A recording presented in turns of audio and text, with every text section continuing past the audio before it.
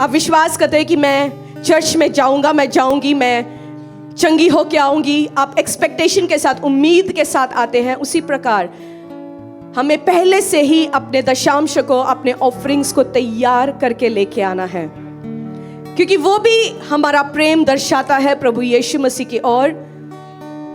और पौलुस अपने वचनों में कलीसिया को सिखाता है कि हफ्ते के पहले दिन जब तुम संगति करते हो और पूरे हफ्ते अपने ऑफरिंग्स को तैयार करना है। सो उस टाइम अपने पर्स को खोल के ये नहीं देखना मेरे पास क्या रह गया, कौन सा नोट मैं बोऊं, क्या करूं, तब नहीं, बट पहले से ही हमें प्रिपेयर होके आना है। कैसे? तैयार होके आना है। बट कई बार जब आप तैयारी के साथ भी आते हैं, पवित्र आत्मा आपसे बात करता है, पवित्र आत्मा बोलता है कि नहीं, इतना नहीं, बट इससे कई ज्यादा तेरे को बोना है। उस टाइम पवित्र आत्मा आपको इंस्ट्रक्शन देता है कि नहीं, तूने ये जो रखा है इसको भी बो देना है। बट तैयारी बहुत ही जरूरी होता है, तैयारी बहुत ही जरूरी होता है। कितने लोग कपड़े तैयार करते हैं सुबह के लिए? हम तैयार करते हैं कपड़े कि क्या पहन के जाएंगे, या सुबह उठ के ढूंढते हैं क्या पहने क्या पहने क्या पहने? नहीं, हम तैयार करते हैं। सो उसी प्रकार ऑफरिंग्स तैयारी के साथ आना है, दशांश को तैयार करके लेके आना है। हम परमेश्वर को ये संदेश देते हैं कि परमेश्वर, हम तेरी हुजूरी में तैयारी के साथ आए हैं। आमेन। सो ये समय है अपने दशांश को, अपने ऑफरिंग्स को बोने के लिए। उत्पत्ति 1:1 में लिखा है, आदि में परमेश्वर ने आकाश और पृथ्वी की सृष्टि की। आदि में परमेश्वर ने क्या किया? आकाश और पृथ्वी की सृष्टि की। और उसके बाद जब आप पढ़ेंगे उसी उत्पत्ति 1 का पूरा अध्याय, अलग अलग दिन परमेश्वर ने अलग अलग चीजों की रचना की। लाइट बनाया, उजियाला बनाया, पानी बनाया, समुद्र को बनाया, उस समुद्र में मछलियों को बनाया, जो धरती बनाया, धरती के ऊपर पेड़ पौधों को बनाया, पेड़ पौधे, बीज वाले पेड़ पौधों को बनाया, सब चीज बना लिया 5 दिन में। छठे दिन में परमेश्वर ने सोचा कि अरे सब कुछ तो मैंने बना लिया, बट इसको एंजॉय कौन करेगा?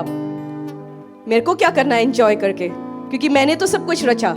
सो मैंने सब कुछ बना लिया, बट इसको एंजॉय करने के लिए कोई ना कोई तो होना चाहिए।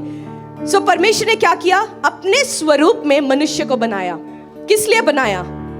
जो परमेश्वर ने जो चीजों को पहले बनाया, उजियाला बनाया, अंधियारा बनाया, पानी बनाया, समुद्र बनाया, उन मछलियों को बनाया, मछलियों, उस समुद्र के अंदर अलग अलग टाइप के मछलियों को बनाया, आकाश में अलग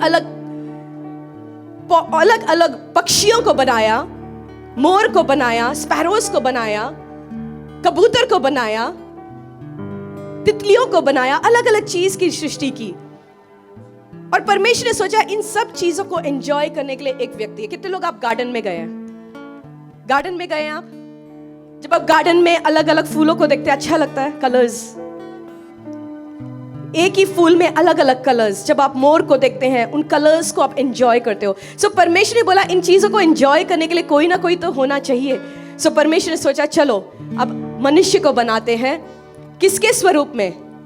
परमेश्वर ने अपने स्वरूप में मुझे और आपको बनाया, आदम को बनाया, हवा को बनाया परमेश्वर ने।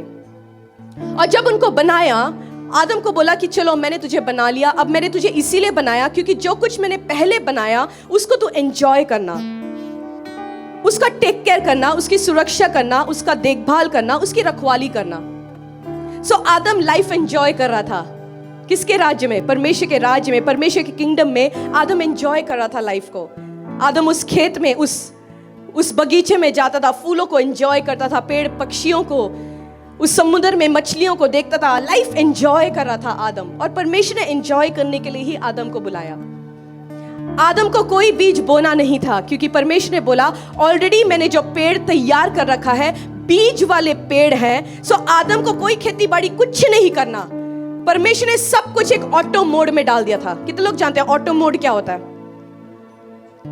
ऑटो मोड होता है ना कि एक चीज कर दिया वो फिर चलता रहता है, उसमें कुछ करने की जरूरत नहीं है। सो परमेश्वर ने भी हर एक चीज को, धरती के सिस्टम को ऑटो मोड में डाल दिया था। और आदम को बोला चलो, आदम और हवा को बोला चलो आप एंजॉय करो, मैंने जो कुछ रखा तुम्हारे लिए, जो कुछ बनाया तुम्हारे लिए तो बनाया, जस्ट एंजॉय इट, एंजॉय करो अपने लाइफ को।